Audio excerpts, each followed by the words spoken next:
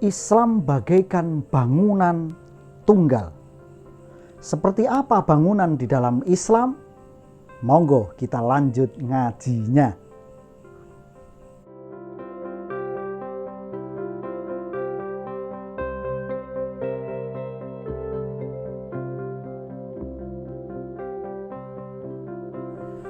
Assalamualaikum warahmatullahi wabarakatuh.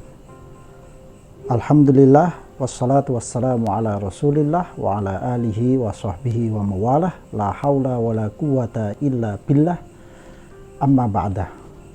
Sedulur sedaya rahimakumullah, semoga Allah subhanahu wa ta'ala senantiasa memberikan karunia-Nya kepada kita semuanya, sehingga sedulur sedaya selalu diberikan kesehatan zahiran wa batinan. Allahumma amin. Dan semoga sedulur sedaya selalu dilimpahkan rizki dari Allah subhanahu wa ta'ala, rizki yang halal, barokah, manfaat dunia akhirat. Allahumma amin. Dan semoga channel ini benar-benar bisa memberikan manfaat bagi sedulur sedaya. Allahumma amin. Oleh karena itu jangan lupa subscribe, like, komen, dan share. Supaya apa? Supaya channel ini bisa lebih bermanfaat bagi banyak orang. Allahumma amin. Sedulur sedaya rahimakumullah, pada kesempatan malam hari ini yang cukup istimewa malam hari ini, karena apa? Karena saya memakai baju ijo-ijo. Ini ijo kuning bulat-bulat, ini baju kebesaran saya. Bukan karena terlalu besar, tapi ini termasuk sisi perjuangan, salah satu sisi perjuangan saya, yaitu melalui lembaga bimbingan haji dan umroh KBIH Ar-Raudhah Sleman, Yogyakarta. Sedulur sedaya rahimakumullah, pada malam hari ini kita akan meneruskan kajian kita, yaitu kitab Arba'in Nawawi. Sekarang kita akan memasuki pada hadis yang ketiga. Sebelumnya mari kita hadiah Fatihah kepada mu'alif pengarang kitab Arba'in Nawawi, Mbah Nawawi Al-Fatihah. A'udzubillahi minasyaitonirrajim. Bismillahirrahmanirrahim. Alhamdulillahirabbil alamin arrahmanirrahim maliki yaumiddin.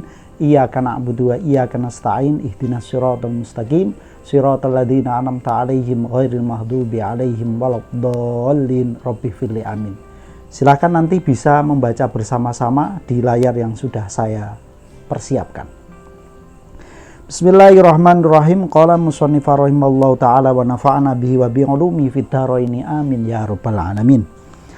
Bismillahirrahmanirrahim. Al haditsu tsalisu, utawi hadis kang kaping 3, ngan Abi Abdurrahman, saking Abu Abdurrahman Abdullah bin Umar ibni Khattab Ibnul Khattab radhiyallahu anhuma, qala dawuh sapa Abi Abdurrahman Abdullah, sami itu krungu sapa ingsun Rasulullah ing utusane Allah sallallahu alaihi wasallam, yaqulu hale ngendika sapa Kanjeng Nabi, bunia den jenengake den bangun apa al islamu agama Islam ngala khamsin ing ngatasé 5. Swiji syahadati alla ilaha illallah, sing swiji nyekseni setuhune ora ana pangeran kecuali Allah, wa anna Muhammadan Rasulullah, lan setuhune Muhammad iku Rasulullah dadi utusane Gusti Allah, wa iqamus sholati, lan jenengake salat, wa ita zakati, lan maringake zakat, wa hijjil baiti, lan haji marang Baitullah, wa shaumi ramadhana, lan puasa ana ing bulan Ramadan. Rawahu nyeritakaken ing hadis sapa Al-Bukhari, Imam Bukhari, wa Muslim, lan Imam Muslim.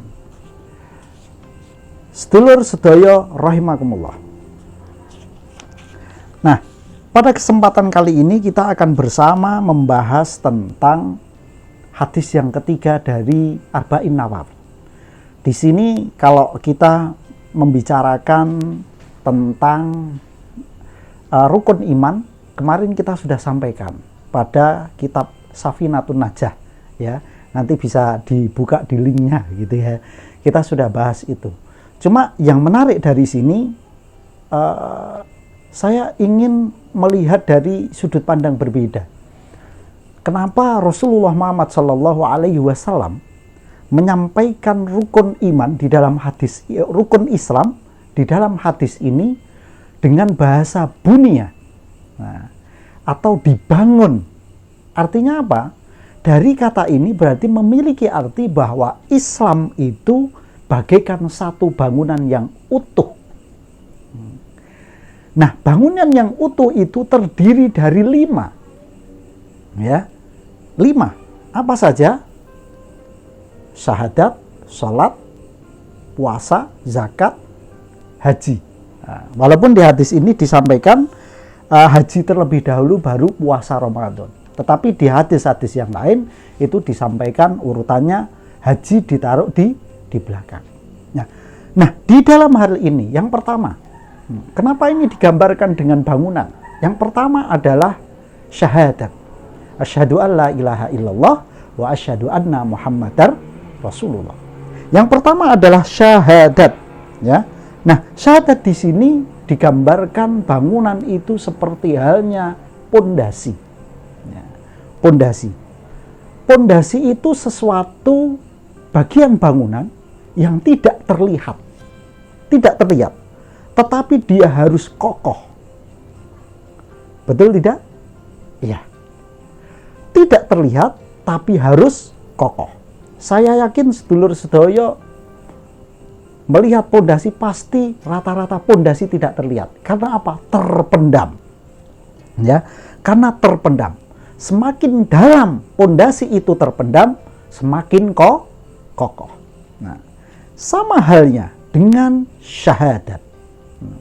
Dengan syahadat, demikian juga syahadat itu bagaikan pondasi dalam keislaman kita. Syahadat itu tempatnya memang di lisan, melafadzkannya di lisan. Tetapi yang paling kuat tancapannya itu tidak di lisan, tapi di hati kita. Di mana sedulur? Di hati. Di hati kita. Dan itu tidak terlihat. Kita tidak bisa memastikan di antara sedulur sedoyo seberapa kuat keimanannya, tidak bisa diuji hanya dengan lisan, tetapi hanya bisa dirasakan di dalam hati sedulur sedoyo. Oleh karena itu, ini memang tidak terlihat, ya, tetapi kita sampaikan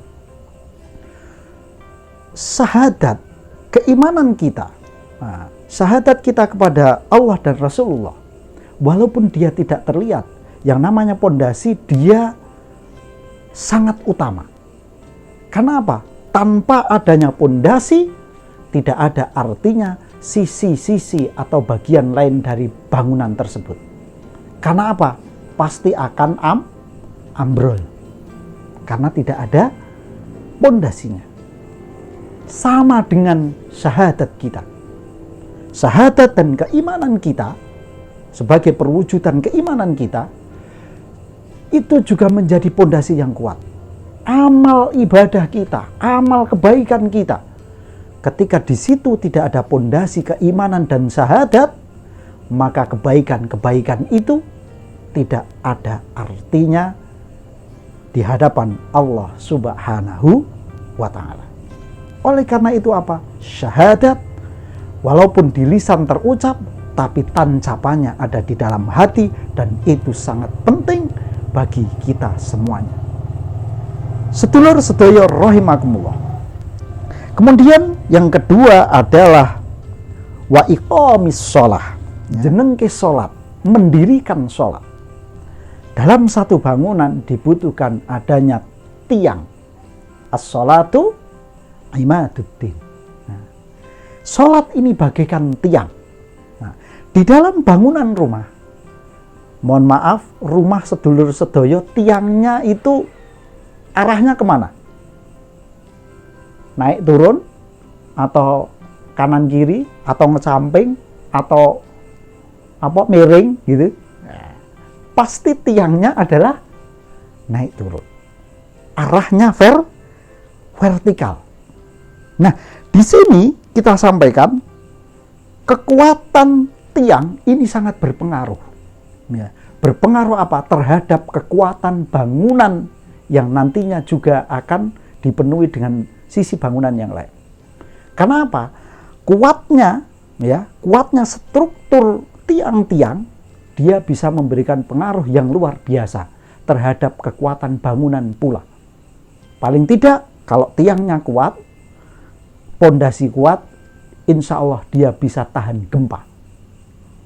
Sama juga dengan sholat kita semuanya.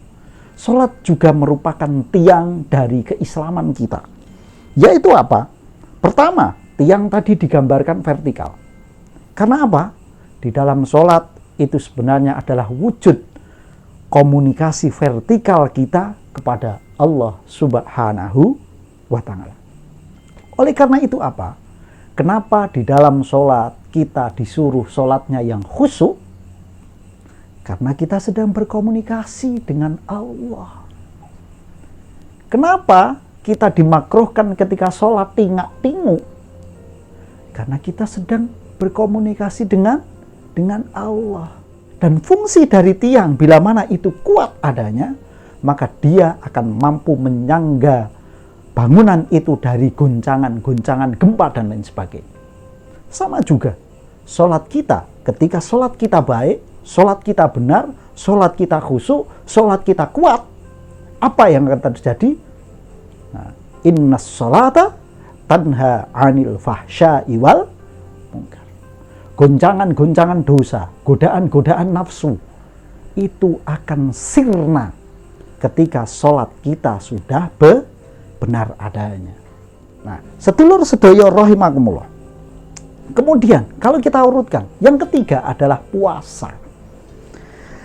Puasa itu bagaikan dalam bangunan itu adalah dinding. Puasa itu dalam bangunan adalah apa? Dinding. Nah, dinding itu fungsinya apa? Dinding itu atau tembok itu fungsinya untuk melindungi. Melindungi kalau malam, melindungi dari dingin, hawa dingin, melindungi dari hewan-hewan yang masuk, ular, weling, luweng kok weling gitu kan, dan lain sebagainya. Itu fungsi dari tembok atau dinding. Sama juga puasa kita juga fungsinya sama sebagai pelindung kita. Karena apa? Ketika kita melaksanakan puasa dan kita melakukan puasa dengan sebaik-baiknya, sesuai dengan aturan yang ada, maka puasa kita akan benar-benar melindungi kita dari apa? Dari perbuatan maksiat kepada Allah Subhanahu wa Ta'ala. Sedulur sedoyo rahimakumullah. Itulah istimewanya puasa bagi kita semuanya sebagai pelindung dari apa? Melakukan kemaksiatan kepada Allah Subhanahu wa Ta'ala. Kemudian yang keempat, yang keempat adalah wa ita izzakah, memberikan zakat. Zakat dimisalkan seperti pintu, jendela, dan ventilasi. Ya, sekarang rumah kalau nggak ada pintu sama nggak ada jendelanya apa? Kayak kardus, tidak mungkin. Berarti kita butuh pintu dan jendela. Nah, gunanya pintu dan jendela apa? Pertama, sebagai ventilasi, ya, sebagai pergantian udara. Dari udara yang tidak baik di dalam keluar, diganti dengan udara yang baik. Satu itu. Yang kedua, fungsi pintu apa? Untuk mempermudah keluar masuk penghuninya, ya, mempermudah keluar masuk. Sama juga dengan zakat kita. Yang pertama apa? Fungsinya ventilasi. Apa? Pembersih udara, pembersih rezeki kita. Karena apa? Di dalam harta kita ada sebagian harta kita yang di situ adalah kotoran-kotoran yang harus kita bersihkan. Nah, membersihkannya dengan cara apa? Zakat, infak, sedekah. Nah, itulah pentingnya bagi kita berzakat sebagai ventilasi, sebagai apa? Pembersih rizki kita. Dan fungsi yang kedua yang tidak kalah penting Dan ini istimewa. Apa? Memudahkan keluar masuk. Nah, termasuk apa? Memudahkan masuknya rizki di dalam kehidupan kita.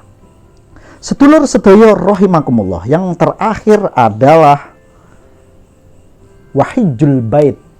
Nah, kalau di hadis lain itu ada sambungannya manis tato'a ilaihi sabila, ya, bagi yang mampu. Nah, haji ini di dalam suatu bangunan itu bagaikan atap, ya, bagaikan atap. Fungsinya atap itu apa? Fungsinya untuk melindungi, ya kan? Ya, kalau malam dari dingin, kalau hujan ya dari hujan, membasahi dalam rumah. Kalau panas ya melindungi dari terik matahari. Nah, itu fungsi dari atap yang pertama adalah melindungi. Dan yang perlu sedulur juga fahami, dan saya yakin sedulur faham. Atap rumah dengan rumah lebih lebar mana? Nah, kalau di rumah saya lebih lebar atapnya. Kalau di rumah sedulur kira-kira lebih lebar atap atau rumahnya? Nah, monggo bisa komen di bawah. Rata-rata rumah itu atapnya lebih luas, ya, lebih luas daripada bangunannya. Nah, maksud dari atap ini yang dipermisalkan sebagai haji kita dalam keislaman kita, yang pertama melindungi. Yang pertama yaitu melindungi. Artinya berhaji bisa melindungi sisi-sisi keislaman kita yang lain. Contoh sederhana, walaupun ini kita memberikan permisalan sebagai gambaran yang mudah untuk kita pahami saja. Manajemen kopiah, kok manajemen kopiah ya. Jadi orang pulang haji biasanya, yang biasanya tidak pakai kopiah, nanti pulang haji biasanya pakai ketu putih. Nah, ternyata ketu putih itu cukup luar biasa. Ya. Kita melihat dari sisi positifnya saja. Ya, kita melihat dari sisi positifnya. Ketika seseorang pulang haji memakai kopiah, maka dia akan menjaga keislamannya dengan luar biasa. Sholatnya lebih tertib, puasanya juga baik, sholatnya juga jamaah, gitu kan? Itu apa? Kalau dia pulang haji dan memakai kopiah. Itulah the power of ketu putih. Itu sama halnya dengan haji. Kalau kita terapkan dengan sebenar-benarnya, dia benar-benar akan mengayomi, mengamankan setiap sisi-sisi ibadah kita. Itu yang pertama. Yang kedua, dia lebih luas cakupannya. Ya, lebih luas daripada bangunan yang lain. Artinya apa? Pengorbanan orang berhaji sungguh luar biasa. Karena dia di samping mengorbankan fisik dia juga mengorbankan hartanya. Kalau kita dari sisi ibadah yang lain, sholat kecenderungannya pada fisik, zakat kecenderungannya pada harta, puasa kecenderungannya pada fisik. Kalau haji, kedua-duanya. Nah, kenapa disampaikan dia lebih luas? Sedulur sedaya rahimakumullah. Pertanyaannya, bagi orang yang tidak berhaji karena tidak mampu, kemudian apa yang harus dia lakukan? Sebagai penggantinya, orang yang tidak berhaji, tidak mampu berhaji, maka dia harus jihad. Harus apa? Jihad. Nah, kemarin sudah saya bahas tentang makna jihad yang sebenarnya, ya. Nah, bisa dicek di link di atas. Jihad. Jihad apa? Yaitu jihad bimakna jahada, bersungguh-sungguh. Artinya apa? Ibadahnya juga harus tetap bersungguh-sungguh kepada Allah Subhanahu wa ta'ala. Sedulur sedaya rahimakumullah. Oleh karena itu, mari kita jaga rumah kita masing-masing, rumah keislaman kita masing-masing dengan kuat, dengan kokoh. Kita bangun dengan bangunan yang terbaik yang bisa kita lakukan. Supaya apa? Supaya benar-benar rumah keislaman diri kita benar-benar menjadi rumah yang kuat, yang nantinya rumah ini bisa kita bawa menuju akhirat sampai kepada surganya Allah. Allahumma amin. Mungkin hanya itu yang bisa saya sampaikan dari hadis yang ketiga dari Arba'in Nawawi. Semoga memberikan manfaat bagi sedulur sedoyo. Allahumma amin. Jangan lupa di-share video ini biar semakin banyak yang bisa mengambil manfaat dan sedulur sedoyo juga mendapat bagian pahala di sisi Allah Subhanahu wa taala. Wal afu minkum. Wassalamualaikum warahmatullahi wabarakatuh.